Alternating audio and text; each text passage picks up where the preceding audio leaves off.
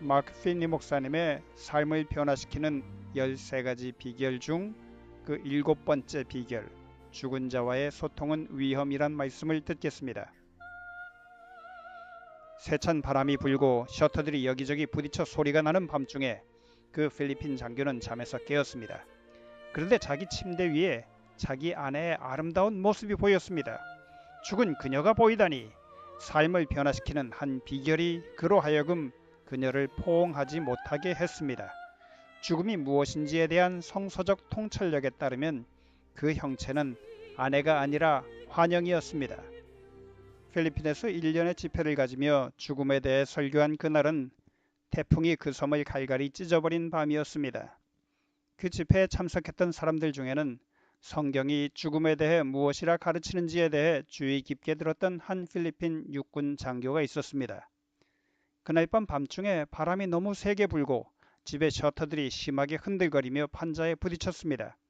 창틈으로는 바람이 세차게 불어 소리를 냈고 창을 두들기는 빗소리가 요란했습니다. 이 필리핀 장교가 눈을 떴을 때 자기 침대 위에 한 아름다운 형체가 보였습니다. 깜짝 놀라 자세히 보니 자기 아내처럼 보였습니다. 흠없는 올리브색의 피부와 길고 부드러운 검정색 머릿결, 그리고 아름다운 갈색 눈동자는 맑고 매력적이었습니다. 분명 자기 아내라는 생각이 들었는데 60살의 모습이 아니라 35살 때의 아내 모습이었습니다. 그녀가 생전의 음성 그대로 그에게 말했습니다. 여보, 당신 정말 보고 싶었어요. 당신 한번 안아보고 싶어요 라고 하는 것이었습니다. 그는 정말로 그녀를 안아보고 싶었지만 그날 저녁에 들었던 강의 내용이 생각났습니다. 성경이 말하는 죽음에 대해 들었던 말씀이 떠올랐습니다. 욥기 7장 9절 10절에 구름이 사라져 없어짐같이 음부로 내려가는 자는 다시 올라오지 못할 것이오니 그는 다시 자기 집으로 돌아가지 못하겠고 자기 처소도 다시 그를 알지 못하리이다. 계시록 16장 14절에 있는 말씀도 떠올랐습니다. 저희는 귀신의 영이라 이적을 행하여.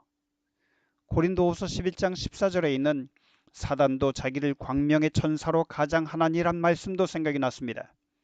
그는 이 존재가 자기 아내를 얼마나 많이 닮았든지 간에 음성이 얼마나 많이 아내의 음성처럼 들리든 간에 침대 위에 보이는 이 형체는 자기 아내가 아니란 것을 알았습니다.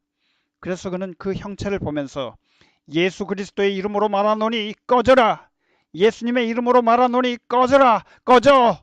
라고 말했습니다. 다음날 그 장교가 제게 그 이야기를 들려주면서 그 말을 하자 그 형체가 제 눈앞에서 사라졌습니다. 고 하는 것이었습니다. 오늘날 세계 각곳의 남녀들은 죽음 이후의 삶에 대한 주제에 굉장한 관심을 보이고 있습니다. 거의 죽음 경험을 했다는 이들이 속출하고 몸을 떠난 경험들에 대한 이야기를 수백만의 사람들이 받아들이고 있습니다. 거의 죽음 경험을 했다는 사람들에 관한 책이 서점가의 베스트셀러가 되고 있습니다. 불과 몇 년 전만 하더라도 과학계에 종사하는 불과 몇 안 되는 사람들만이 그 주제에 관심을 가졌었습니다. 그러나 오늘날 수백 수천 명의 의사들, 심리학자들, 생물학자들, 인류학자들이 거의 죽음 경험에 대한 연구를 하고 있습니다. 실제로 Journal of Near-Death Studies, 실제로 거의 죽음 연구 잡지와 국제 거의 죽음 연구회, 그러니까 International Association for Near-Death Studies가 존재합니다. 여론조사는 현재 800만 명 정도 되는 미국인들이 거의 죽음 경험을 했다고 추정하고 있습니다.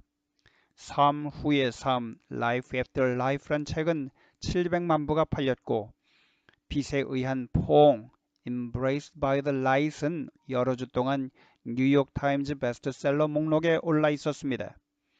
이 모든 것은 무엇을 말해주는 것입니까? 정말 거의 죽음의 순간이란 놀라운 여행을 한 듯한 이들에게 도대체 무슨 일이 일어난 것일까요? 그저 환각인 것일까요? 아니면 하나님 계신 하늘나라로 가는 실제 여행의 시작을 경험한 것일까요? 아니면 다른 세계에 떠다니는 그림자 같은 영이나 악마 같은 신비한 어떤 것을 본 것일까요? 저는 거의 죽음의 순간에 사람에게 어떤 생리적 변화가 생기는지 알고 있는 전문가가 분명 아닙니다. 그러나 저는 우리 모두가 거의 죽음 경험을 한 사람들의 이야기를 바탕으로 몇 가지 상식적인 판단은 내릴 수 있다고 생각합니다. 첫째, 우리는 거의 죽음 경험과 관련된 사람들 모두가 갖고 있는 한 가지 공통점을 기억할 필요가 있는데, 그 공통점은 그들 중 아무도 진짜로 죽지는 않았다는 것입니다. 의사들은 사람이 죽는 것은 그저 심장이 멈추거나 숨이 멈출 때가 아니라 더 이상 살 가능성이 없을 정도로 두뇌 세포가 어느 정도 죽어야 죽은 것이라고 말합니다. 둘째, 거의 죽음 경험을 한 수많은 사람들의 경험은 환각 상태의 경험과 유사합니다. 특히 큰 외상을 입을 경우 인간의 두뇌는 엄청난 장난을 보여줄 수 있습니다. 두뇌는 마치 영화처럼 생생한 장면을 보게 해줄 수 있습니다. 실제로 존재하는 장소들과 실제로는 존재하지 않은 장소들로 우리를 데려갈 수 있습니다. 셋째, 가장 중요하고도 확실한 사실되어 있습니다. 성경은 인간이 죽을 때 몸을 떠나는 영혼을 불멸의 영혼이라 가르치지 않습니다. 사실 성경은 아주 분명하게 우리가 불멸의 몸을 입을 때는 오직 예수님 재림 후에라야 입는다고 말합니다. 사도 바울은 그 사건을 이렇게 묘사합니다. 데살로니가전서 4장 16절에 주께서 호령과 천사장의 소리와 하나님의 나팔로 친히 하늘로 쫓아 강림하시리니 그리스도 안에서 죽은 자들이 먼저 일어나고 라고요. 그는 또한 고린도 사람들에게 예수님의 재림 때에 고린도전서 15장 53절에 이 썩을 것이 썩지 아니함을 입고 이 죽을 것이 죽지 아니함을 입을 때라고 분명하게 말합니다. 성경, 즉 구약과 신약은 죽음을 아무 의식적인 생각이 없는 잠, 오직 예수님이 오셔야 깨울 수 있는 잠으로 묘사합니다. 사실 성경은 죽음을 잠이라고 50번 이상 언급합니다. 성경에는 인간의 영혼에 대해 수백 번 언급되어 있지만 단 한 번도 영혼은 불멸하는 것이라고 한 적은 없습니다. 예수님께서는 죽음을 잠이라고 하셨습니다. 예수님께서는 제자들과 다음과 같은 대화를 나누셨습니다. 요한복음 11장 11절로 14절에 우리 친구 나사로가 잠들었도다. 그러나 내가 깨우러 가노라. 제자들이 가로되 주여 잠들었으면 낫겠나이다 하더라.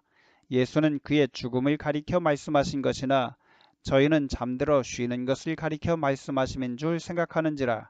이에 예수께서 밝히 이르시되 나사로가 죽었느니라. 그 당시 예수님의 친구 나사로의 상태는 의심할 여지가 없습니다. 그는 죽었습니다. 혼돈을 일으킬 만한 것이 하나도 없습니다. 장례식은 끝났고 그의 시체는 유대인들이 사용하는 전형적인 향료를 발라 시체를 싸는 전통적인 천으로 둘러서 동굴 같은 무덤에 집어넣어졌습니다.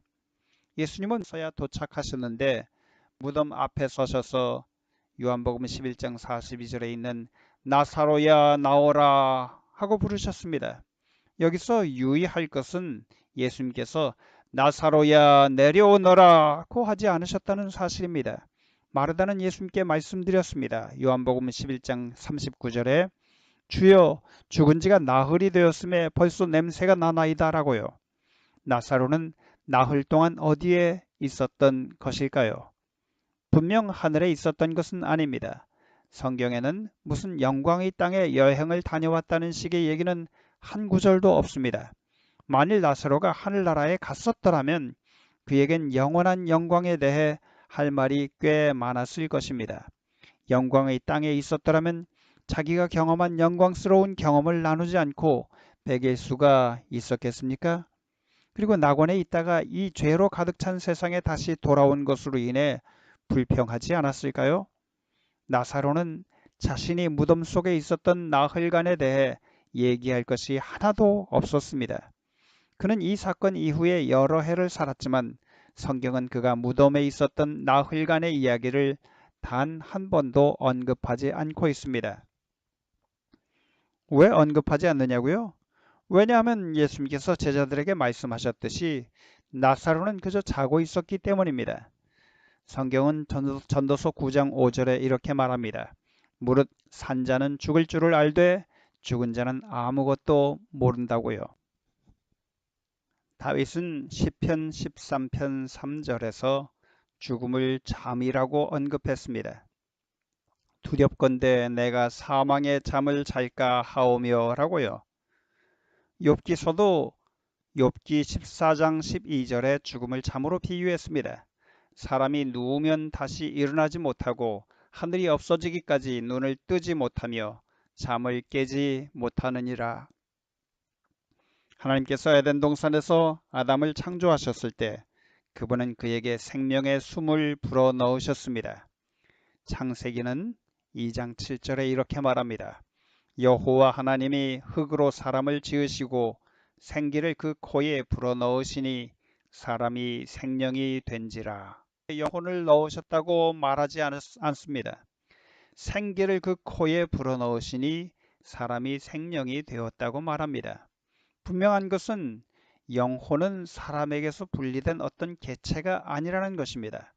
그래서 성경절에 의하면 흙 더하기 기는 공식이 성립됩니다. 성경에 나오는 생명이란 산 피조물 혹은 산 사람과 동일한 말입니다. 인간을 처음 창조하실 때 하나님께서는 땅의 흙으로 아담의 몸을 만드시고 불어넣으시자 첫 번째 사람이 생명 혹은 산이 된 것입니다. 죽을 때는 창조와 반대의 현상이 일어납니다. 전도서 12장 7절은 말합니다. 흙은 여전히 땅으로 돌아가고 신은 그 주신 하나님께로 돌아간다고 말합니다. 몸은 흙으로 돌아가고 혼은 하나님께로 돌아간다고요. 신이 하나님께로 돌아간다고 했지 영혼이 하나님께로 돌아간다고 하지 않았습니다. 사람들이 오해하는 부분이 바로 입니다. 그들은 성경에 나오는 신 혹은 스피릿이란 말을 오해합니다. 신이 무언가 의식이 있는 것인가요? 신이 생각을 하나요? 욥기 27장 6절은 신 혹은 기운을 이렇게 묘사합니다. 나의 생명이 아직 내 속에 완전히 있고 하나님의 기운이 오히려 내 코에 있느니라고요. 그래서 신은 기운이고 기운은 숨이란 공식이 성립됩니다. 다른 말로 하면 신이란 하나님의 혹은 하나님의 기운, 생명은 능력과 동일한 말입니다. 창조 시에 하나님께서는 아담에게 생기를 불어넣으셨고 죽을 때엔 생명의 기운이 하나님께로 돌아가는 것입니다. 사람이 죽으면 재림 때까지 무덤에서 쉬는 것이 아니라 하늘로 직접 날아 올라간다고 믿는 것이 어떤 의미를 함축하고 있는지 잠시 생각해 보십시다. 정말로 죽을 때 거기서 하늘에 올라가서 내려다보는데 전쟁이 나서 자기 아들이 포로로 잡혀 고문을 받는다면 즐거울까요? 또 하늘로 올라간 어떤 아버지가 자기 딸이 계부에게 성폭행을 당하는 것을 보게 된다면 기쁠까요? 또 하늘에서 내려다볼 때 사랑하는 사람이 에이즈로 고통하며 죽어가고 있는 것을 보며 행복해 할 수 있을까요? 그렇다면 그게 정말로 하늘일까요? 아니면 산 지옥일까요? 여러분, 하나님의 길이 최선의 길입니다. 아주 자비로우신 길입니다. 여러분이 죽을 때 여러분은 이 지구상의 모든 고통과 아픔이 끝날 때까지 그냥 쉬게 될 것입니다. 시편 115편 17절은 너무도 분명하게 말합니다. 죽은 자가 여호와를 찬양하지 못하나니 적막한 데 내려가는 아무도 뭔가 신이라는 말을 수백 번 사용합니다. 그러나 단 한 번도 불멸의 영혼 혹은 불멸의 신이란 말로 사용된 적이 없습니다. 만일 영혼이 불멸한다면 그렇게도 많이 영혼이란 말이 나오는데 적어도 한 번 정도는 불멸과 영혼을 함께 사용한 것이 있어야 되는 것 아닐까요? 디모데전서 6장 16절은 오직 그러니까 하나님에게만 죽지 아니함이 있다고 말합니다. 우리는 예수님께서 다시 오실 때 불멸을 받게 됩니다. 죽은 의인들이 부활하게 될 예수님 재림 때 말입니다. 데살로니가전서 4장 16절에는 주께서 호령과 천사장의 소리와 하나님의 나팔로 친히 하늘로 쫓아 강림하시리니 그리스도 안에서 죽은 자들이 먼저 일어나고 라고 말합니다. 그때까지 죽은 의인들은 시간의 흐름에 대해 아무것도 모른 채 마치 부활할 때까지 예수님의 팔 안에 안전히 있는 것처럼 잠자고 있는 것입니다. 성경이 만일 죽은 의인들이 이미 하늘나라에 가 있다면 재림 때에 일어날 것이라고 말하겠습니까? 분명 하나님께서는 그들이 다시 무덤에 들어갈 것을 기대하지 않으실 것이 분명합니다. 그렇지 않겠습니까? 왜 이 성경 진리를 이해하는 것이 중요합니까? 왜냐하면 다른 모든 경우와 마찬가지로 사단이 우리를 속이려 하기 때문입니다. 그가 하와에게 에덴 동산에 있는 특별한 나무의 열매를 먹도록 유혹할 때 너희가 결코 죽지 아니하리라고 말했습니다. 그의 말은 하나님께서 말씀하신 것과는 반대되는 말이었습니다. 하나님께서는 내가 먹는 날에는 정녕 죽으리라고 창세기 2장 17절에 주의를 주셨는데 말입니다. 오늘날 사단은 자신의 거짓말을 계속 이어가려 하고 있습니다. 그는 인간은 불멸성을 가졌다고 주장합니다. 사람이 죽으면 어떤 다른 형태로 계속 산다고 합니다. 그것은 거짓말의 한 부분일 뿐입니다. 또 다른 부분은 여러분이 여러분의 죽은 가족들과 소통할 수 있다고 하는 거짓말입니다. 성경이 죽음은 단지 잠이며 죽은 자는 아무것도 모른다고 한 사실을 이해한다면 죽은 자들과 소통할 수 있다고 생각하는 것이 터무니없는 것임을 깨닫게 될 것입니다. 그러나 만일 여러분이 죽은 자들이 어딘가에 살고 있다고 생각한다면 마귀는 여러분으로 하여금 여러분이 죽은 자들과 다시 말할 수 있다고 믿게끔 속일 수 있습니다. 그래서 사단은 마지막 때에 좀 더 그럴듯한 시나리오를 짜서 연출할 것입니다. 죽어서 헤어진 사랑하는 자들과 소통할 수 있다고 믿는 이들에게 그는 다른 편에서부터 온 그럴듯한 기별을 가진 환영을 보낼 것입니다. 그가 예수님의 재림하시는 광경을 연출한다고 해도 놀랄 일이 아닐 것입니다. 그는 성경과 상치되는 것을 라고 가르칠 것입니다. 또한 사랑하는 사람의 모습과 음성을 도용하여 속이려 들 것입니다. 1960년대 뉴욕시에 제임스 파이크라는 성공회 주교가 살고 있었습니다. 그는 죽은 자들과 교통할 수 있다고 믿었던 인물이었습니다. 그는 자기 아들 지미가 자살한 사실을 받아들일 수 없었는데 죽은 그 아들이 자신을 만나려 할 것이라는 생각을 하고 있었습니다. 파이크 감독은 성경에는 많은 훌륭한 도덕적 원칙들이 담겨 있지만 그 가르침이 권위 있는 책이라는 사실은 반대했습니다. 그는 예수님은 좋은 사람이지만 하나님의 아들은 아니라 생각했고 사람이 죽으면 어떻게 된다는 것에 대한 성경의 기록을 믿지 않았습니다. 파이크 감독은 영국으로 이사하여 옥스포드 대학과 케임브리지 대학에서 성서 원고들을 공부했습니다. 하루는 자기 방으로 들어섰는데 여러 가지 이상한 일이 벌어진 것을 알았습니다. 지미의 사진이 들어있는 카드들을 스탠드 위에 두었었는데 그게 열려져 있었고 방에 걸려있는 시계들이 자신의 아들이 자살했던 시간인 8시 20분에 딱 멈춰 서랍장 위에 채운 채로 올려두었던 안전핀들이 이상한 각도로 열려져 있었고 거울도 각이지게 기울어져 있었습니다. 지미의 옷들도 상자에서 꺼내어져 방 주위에 어질러져 있었습니다. 파이크 감독은 지미가 자신과 접촉하고 싶어 한다는 느낌이 들어 런던의 한 영매를 찾아갔습니다. 영매는 감독의 아들의 모습을 한 존재를 불러내어 다음과 같은 기별을 전하게 했습니다. 예, 아버지. 저는 하늘에 영원한 곳에 있어요. 그렇지만 제게 구세주에 대해서는 말하지 마세요. 예수님은 좋은 사람이긴 하지만 구세주는 아니에요. 이곳은 기쁨과 사랑이 넘치는 놀라운 곳이에요. 예수님은 놀랍고 지각이 있는 영적 교사였어요. 그분이 다른 우주의 주인들과 함께 여기에 계셔요. 여러분, 영매를 만난 파이크 감독은 아들이 유대 땅에 있는 사막에 있으니까 예루살렘으로 가보라는 지시를 받습니다. 그는 성경의 가르침을 무시하고 아내와 함께 지미를 찾기 위해 유대의 사막으로 갔습니다. 거기서 그에겐 탈수증이 왔고 그의 아내는 도움을 구하기 위해 그 자리를 빠져나왔으나 너무 늦어서 사막에서 죽고 말았습니다. 죽음에 관한 분명한 성경 말씀을 그는 무시했던 것입니다.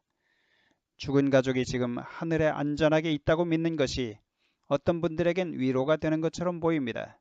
죽은 가족이 예수님께서 마련하신 저택에 살고 있고 전에 먼저 간 가족이나 친척들과 다시 만나서 함께 불멸을 즐기고 있다고 하는 것이 위안이 될는지 모릅니다.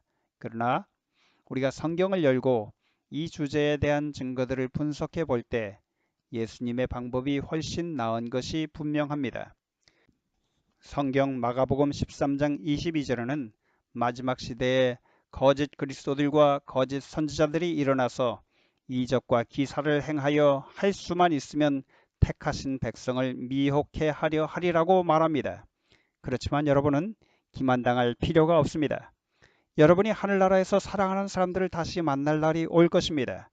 예수님께서는 마련하시고 계신 하늘나라 왕국에 대해 말씀하신 모든 약속들을 지키실 것입니다. 요한계시록 22장 12절에 내가 속히 일상이 내게 있어 각 사람에게 그의 일한 대로 갚아주리라고 말합니다. 터널 끝에는 빛이 있습니다. 무언가 애매모호한 것이 아니라 부활하신 예수님의 영광스러운 모습이 있는 것입니다. 그분은 다시 오실 것입니다. 예수님이 재림하신다는 것은 사실입니다. 하늘나라도 사실입니다. 예수님께서 무덤을 정복하셨기 때문에 죽음을 두려워할 필요가 없습니다. 죽음이란 주님께서 다시 오실 때까지 잠시 동안 자는 잠에 불과합니다. 재림 전에 잠시 쉬는 것입니다. 얼마나 놀라운 확신이며 얼마나 놀라운 희망이며 얼마나 놀라운 보정입니까? 얼마나 멋진 뉴스입니까? 예수님께서 사시기에 여러분도 다시 살 수 있습니다. 무덤이 그분을 가둬둘 수 없었던 것처럼 여러분도 붙잡아 둘 수 없을 것입니다. 여러분은 사랑하는 사람들을 다시 볼 수 있습니다. 그분의 손 안에 있다면 여러분과 여러분의 사랑하는 사람들의 삶은 안전합니다. 여러분 삶에 이 같은 보증을 원치 않으십니까? 예수님과 여러분의 사랑하는 사람들과 얼굴과 얼굴을 대면하여 만나게 될 날이 기다려지지 않으십니까? 하나님께서는 무덤 저편에 있는 당신의 자녀들에게 어떤 일이 있는지에 대해 여러분이 확실히 알기를 원하십니다. 그분은 여러분이 그저 추측만 하도록 버려두지 않으셨습니다. 그분과 함께 여러분의 미래의 삶은 안전히 보장되어 있는 것입니다.